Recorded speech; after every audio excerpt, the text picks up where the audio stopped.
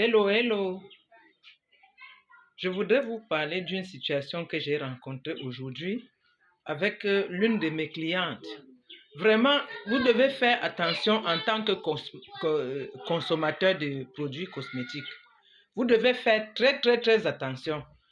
Celle-ci, c'est ma cliente. Elle était portée disparue il y a quelques mois.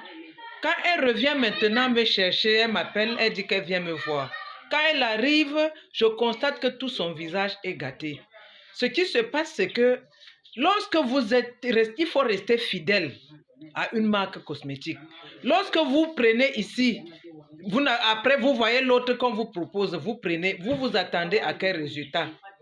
Elle a pris, puisqu'elle n'était même plus dans la même ville que moi, elle est allée prendre autre produit cosmétique.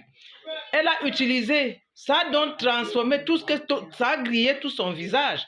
Alors que elle avait un visage radieux lorsqu'elle utilisait mes produits. Donc il faut faire attention. Quand quelqu'un sort sa gamme, pour nous les formulateurs, les gens qui ont bien appris la cosmétique, ceux qui sont bien formés, quand tu sors une gamme, tu sais que tous les produits contenus dans cette gamme se complètent. Ton savon, tu sais qu'il y a le savon, il y a le lait, il y a la crème, il y a le gommage. Tu sais, ne serait-ce que ça. Tu sais que tous ces produits-là se complètent. Et tu sais que ces produits sont les oiseaux de même plumage. Je veux dire quoi? Si le lait contient les acides de fruits, les autres doivent aussi contenir de l'acide de fruits. Donc, on met les ingrédients qui se ressemblent.